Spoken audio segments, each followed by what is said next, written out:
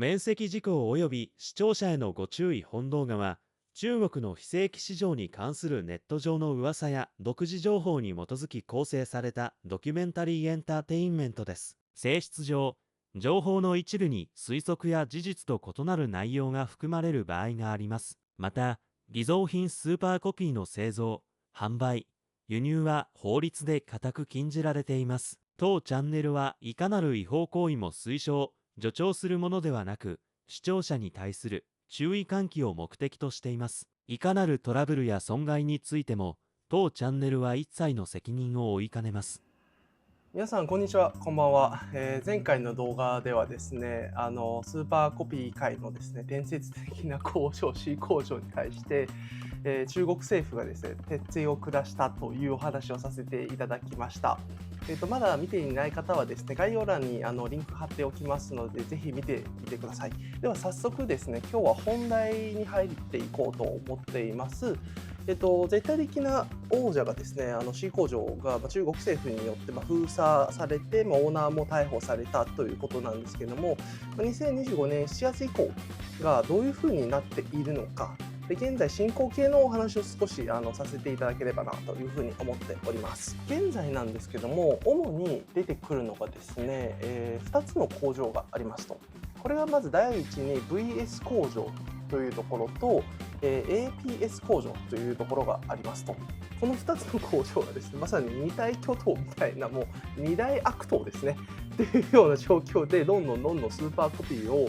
生産はしている模様なんですよね。それを踏まえて、ちょっとまず VS 工場について説明していこうかなと思っております。VS 工場に関してなんですけども、何が特徴かというと、中の機械、ムーブメントがめちゃくちゃ優秀だという話なんですよね。でこの何が優秀かというと、1つ目として、本物と同じ、72時間稼働をしていると。で2つ目なんですけども、内部構造の 90% がほぼ完全一致するというところらしいんですよね。3つ目が偽物のくせにめっちゃ故障率が低いっていうところで、おおよそ 1% みたいな感じの話としては出ているんですけども、めちゃくちゃ優秀なムーブメントを搭載したスーパーコピーを作っているのが VS 工場ということになります。でこの工場がですね、めちゃくちゃ厄介っていうか、もうしょうもないなと思っているところがありまして、でこれだけちょっと中身のいい時計を作っているのにもかかわらず、こいつらちょっとビジネススキンを完全コピーしている模様なんですよね。で何を完全コピーしてるかというと、抱き合わせ商法をやってるらしいんですよ。要はうちのスーパーコピーが欲しければ別のところのこういう生産してるものも買っといてくれみたいな話で、やっとそれをいろいろとこう出していくみたいな感じの殿様商売をしているらしくて、もうめちゃくちゃムカつきます。続いてなんですけども、もう一つの工場の APS 工場についてちょっと話していこうかなと思っています。でここの工場はさらにちょっとやばくてですね、俗にスーパーコピーでは絶対できないことをまたちょっとここはやらかしているなっていう感じです。それがですね、フリースプラングっていう技術があるんですけども、俗に言う高級時計とかに使われていて、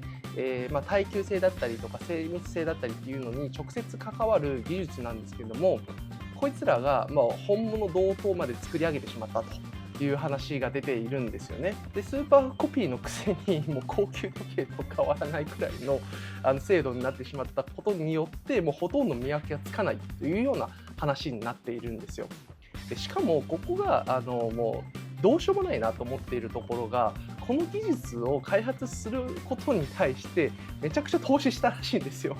で日本円にすると数億円を投資したんじゃないかっていう話も実は裏で出ていて、で何のためにこの数億円を投資して、なぜスーパーコピーに当てたのかっていうのは、私にはちょっと理解しがたい内容なんですよね。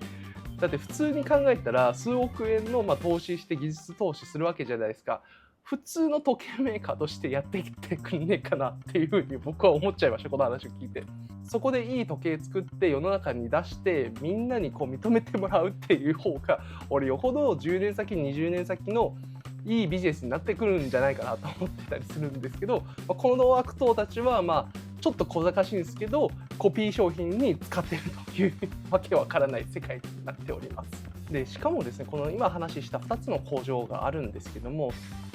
スーパーコピーなわけじゃないですか。で、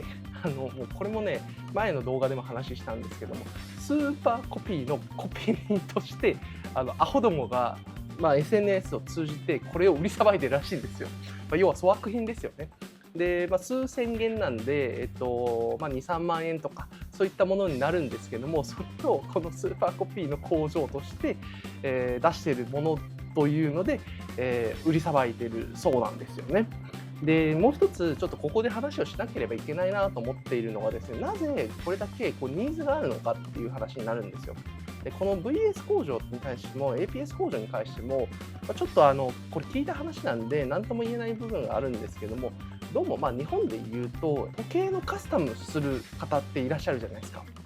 いろんなソーシャルでも多分皆さん見たことあるんですけれども、ちょっとカスタムでたしなまれている、世の中には絶対数いて、その人向けに最初スタートさせたらしいんですよ。でどんどんそれを作っていくうちに、それが市場としてどんどん成り立っていって、で最終的にはこういうもうわけのわからない投資をしてみたりとか、意味のない努力を重ねているわけなんですよね。で私としてはこれが正しく、例えば一つの時計としてメーカーとして作っていきますっていう話なのであれば、そこの努力だったりとか先行投資として数億円入れましたっていう話で、実際にそのものを見てみて、じゃあ一消費者として買ってみようっていうことも全然あり得る、そういった投資をしているのに、なぜお前らはスーパーコピーを作るんだっていうのが私にはちょっと理解しがたいっていうところになります。で現状ですね、やはりその C 工場が潰れたっていうことに対して、それを後を追うように、このマーケットというのはですね、全くないわけではないことをいいことに追随している、工場が2つあるというお話をさせていただいたんですけども、この話を聞いているだけでもですね、ロレックスファンの皆さん絶対に、今多分心情としてめちゃくちゃ怒ってると思うんですよ。イライラしたりとかしてると思うんですよ。でそんな中ですね、気になるのはですね、中国現地政府の大きいですと。で私はもう本当に中国現地政府に対して期待している部分があって、C 工場もそうだったんですけど、こういうところってしっかりと潰していけるんですよね。で今話をした、2つの工場に対しても、実は中国政府っていうのはもう裏でいろいろと動いてるという話をキャッチアップしましたので、次の動画ではですね、この中国政府が、ツートップに対してどういう動きを今仕掛けにいっているのかという話をさせていただこうかなと思っております。それではですね、今日の動画は以上となりまして、次の動画ではですね、中国政府が容赦ない鉄槌をどういうふうに下していくかということを、解説していこうと思いますので、皆さんぜひ、フォローしていただけるとすごく嬉しいです。ではまた次の動画でお会いしましょう。バイバイ。